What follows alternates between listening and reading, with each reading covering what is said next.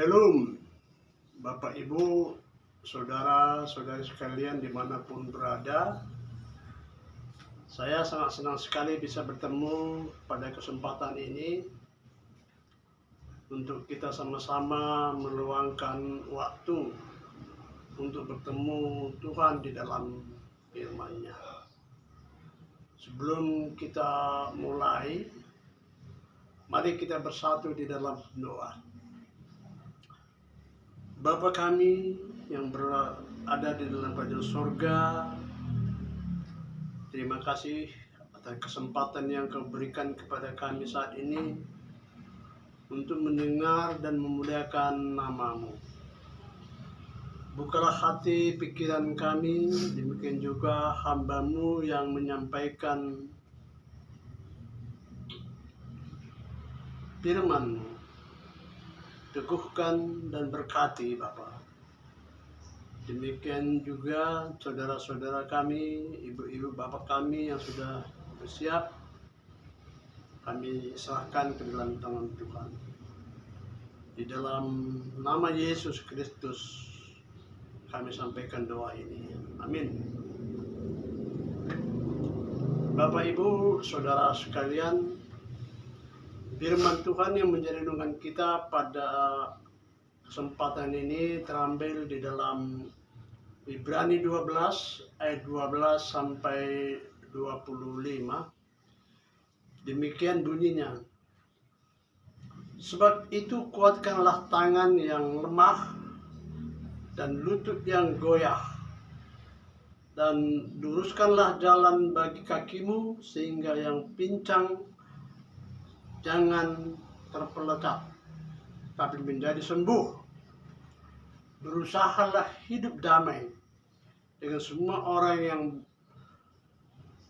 belajar kekudusan, sebab tanpa kekudusan tidak seorang pun akan melihat Tuhan.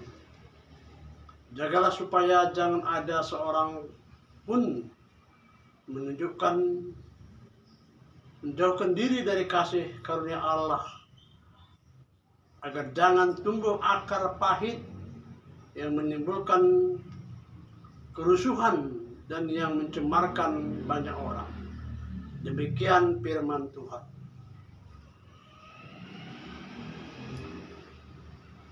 Bapak, Ibu, saudara sekalian di dalam Tuhan, tema kita pada kesempatan ini adalah berjalan tetap di jalan yang lurus. Berjalan tetap di jalan yang lurus. Ada dua pengertian tentang jalan agar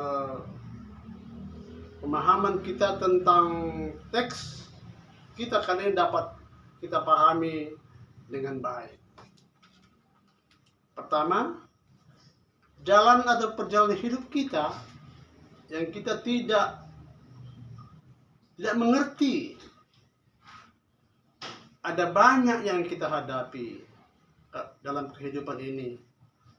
Masalah keluarga, masalah ekonomi, masalah bisnis, masalah anak, masalah pekerjaan, masalah pasangan hidup atau pacar, dan masih banyak hal-hal lain yang kita hadapi yang tidak sesuai dengan kehidupan kita, yang kita pikirkan. Jadi semua masalah ini artinya tidak ada yang bebas dari masalah. Dalam hidup ini kita masing-masing dihadapkan kepada permasalahan-permasalahan yang kita hadapi. Dan itu harus kita hadapi. Ada dua cara untuk mengatasi hal ini.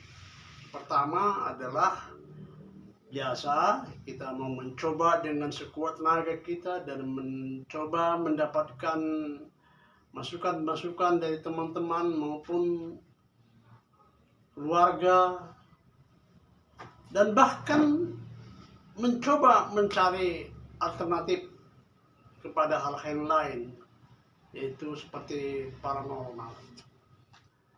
Dan kesemuanya itu adalah Sebagai yang disebutkan di sini adalah jalan yang tidak lurus.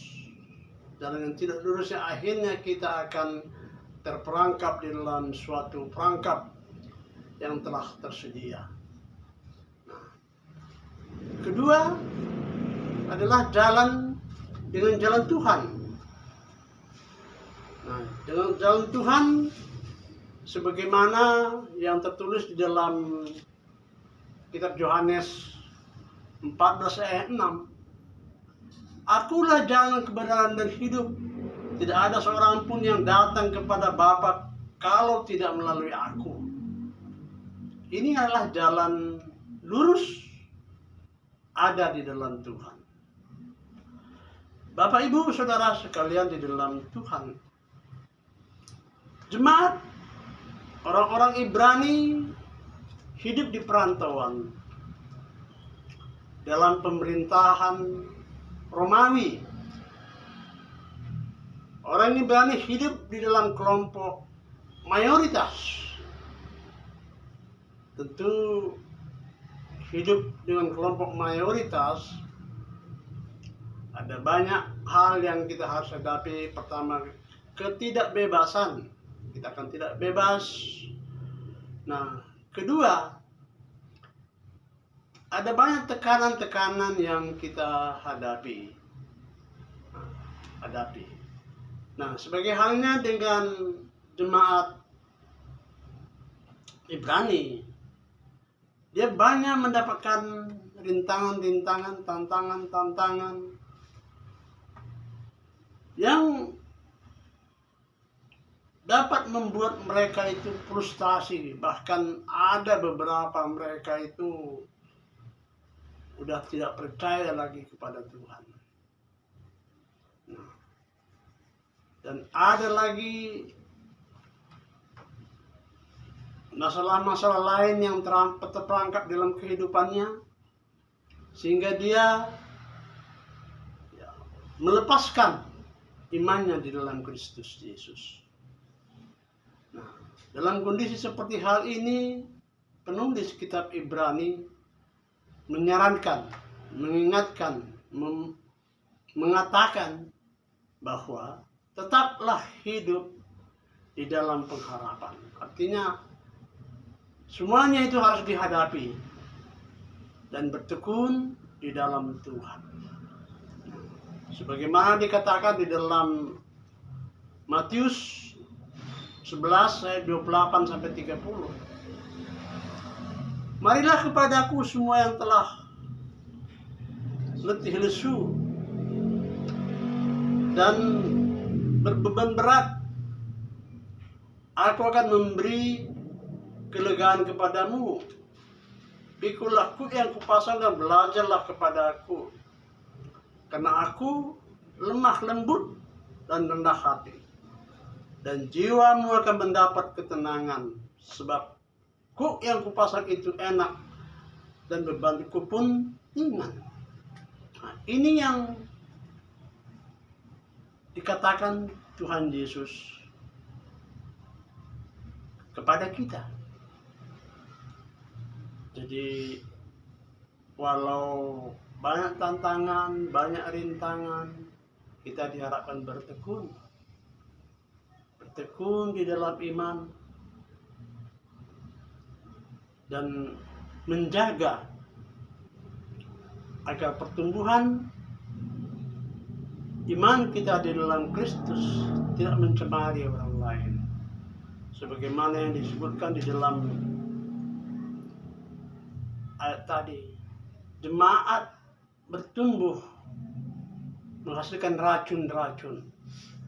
Artinya tidak menjadi beban orang lain.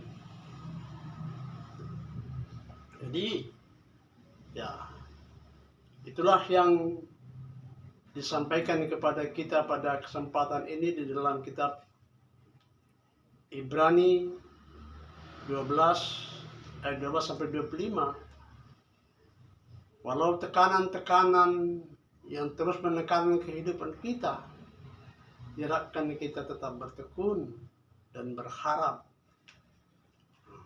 Bagaimana disebutkan di dalam Injil Matius 11 ayat 28 sampai 30. Marilah kepadaku. Demikian Bapak Ibu Saudara sekalian, jadi seberat apapun yang kita pikul, kita diminta untuk bertekun dan berserah kepada Tuhan Yesus. Amin. Mari kita berdoa. Bapa yang bertahta di dalam kerajaan surga, hamba-Mu telah berhenti berkata-kata, firman yang di dalam hati dan pikiran kami menjadi kekuatan kami. Dalam Kristus Yesus kami menyerahkan doa ini. Amin.